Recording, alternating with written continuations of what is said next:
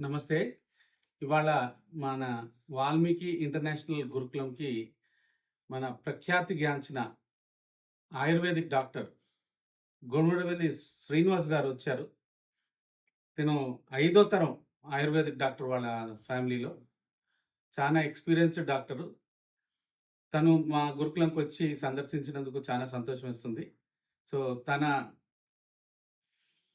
వాక్యాలతోటి మా గురుకులం గురించి తన ఎక్స్‌పీరియన్స్ వచ్చిన ఈ అర్ధగంట, గంట సేపులో తనకొచ్చిన అనుభవం ఏంటి అనేది చెప్పాలని మేము కోరుతున్నాం. హరే కృష్ణ అండి. ఆత్మబంధువులందరికీ. నేను రమేష్ గారిని చాలా సంవత్సరాలుగా తెలుసు నాకు వారు. వారి యొక్క ఇంటెన్షన్ ఏంటంటే, మన భారతదేశం యొక్క పునర్వైభవ స్థితిని మళ్ళీ తీసుకురావాలి అంటే, చరిత్ర ఆధారంగా మాత్రమే మనం చేయగలం అనేటువంటి నమ్మిన వ్యక్తి.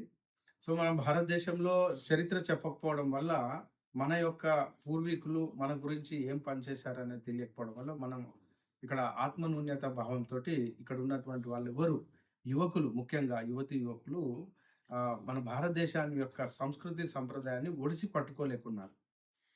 అయితే పూర్వము మెకాలే అనేటువంటి వ్యక్తి వచ్చిన తర్వాత మన యొక్క గురుకుల సిస్టమ్స్ అన్నీ డ్యామేజ్ అయినాయి. ఇప్పుడు మీరు వారన్నారు ఆయుర్వేద పరంపర ఉంది. నిజమేనండి. 5 తరాలుగా మేము ఆయుర్వేద డాక్టర్‌లము. కాకపోతే ఇక్కడ చూడండి, ఏదైనా ఒక ప్లాంట్ గురించి పుస్తకాలలో గనుక చూసినంత మాత్రాన, ఆ ప్లాంట్ యొక్క రంగు, రుచి, వాసన మరి అది ఎలా పెరుగుతుంది? ఎంత ఎత్తు పెరుగుతుంది? దాన్ని ఎలా కలెక్ట్ చేయాలనేది ప్రత్యక్షంగా గురుముఖత అభ్యసన గనుక చేయకపోతే ఆయుర్వేదము పనికిరాదు. అలాగే విలువిద్య కావచ్చు, మల్లఖంబ కావచ్చు, మల్ల యుద్ధాలు, లేకుంటే ధనుర్విద్య ఇలాంటి పాత తరం అయినటువంటి యుద్ధ విద్యలు, ఆ యొక్క ఫిజికల్ ఫిట్‌నెస్‌కు, మెంటల్ ఫిట్‌నెస్‌కు యోగా లాంటి పతంజలి యోగాలు. ఇంకా చెప్పాలంటే ఇండియన్ నాలెడ్జ్ సిస్టమ్ అంటారు. ఐకేఎస్ లాంటి ఒక ప్రఖ్యాతమైనటువంటి ఆ యొక్క గ్రూప్‌లో వీరు సభ్యులు.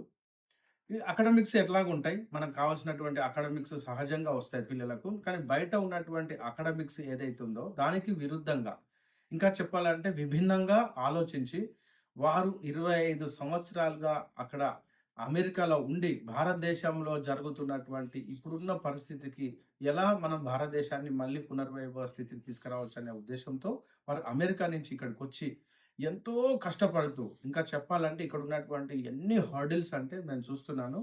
చాలా రకాల హర్డిల్స్‌ను ఎదుర్కొని ఈ యొక్క మళ్ళీ పెనట్రేషన్ చేయాలనే ఉద్దేశంతోటి ఇక్కడ వాల్మీకి ఇంటర్నేషనల్ గురుకులాన్ని తీసుకొచ్చారు. ఈ గురుకులం మతపరమైనది కాదు.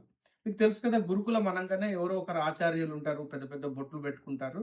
వాళ్ళు వాళ్ళకి సంబంధించినటువంటి సిస్టమ్స్ నేర్పిస్తారు. ఆ పిల్లలు బయటకొచ్చిన తర్వాత పౌరోహిత్యం మాత్రమే చేయాల్సొస్తది. మీకు తెలుసు కదా! అట్లా కాదిది. ఇదేంటంటే రాటుదేలినటువంటి ఒక, అంటే ఇంకా చెప్పాలంటే అజిత్ దోబాల్ లాంటి ఒక ప్రఖ్యాతమైనటువంటి సైనికుడు కావచ్చు.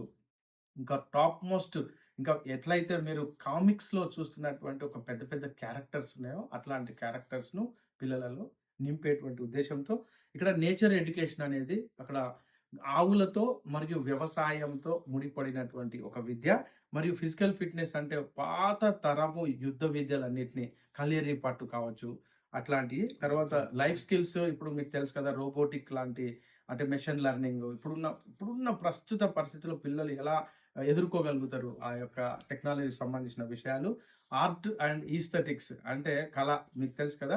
మొత్తం మనకు చతుషష్టి కళలున్నాయండి. 64 రకాల కళలలో పిల్లలను నిష్ణాతులుగా చేసేయడానికి తయారు చేసినటువంటి ఈ యొక్క గురుకులము. మీరందరూ మీ పిల్లల్ని నిరభ్యంతరంగా ఇక్కడ పిల్లల్ని అప్పగించవచ్చు.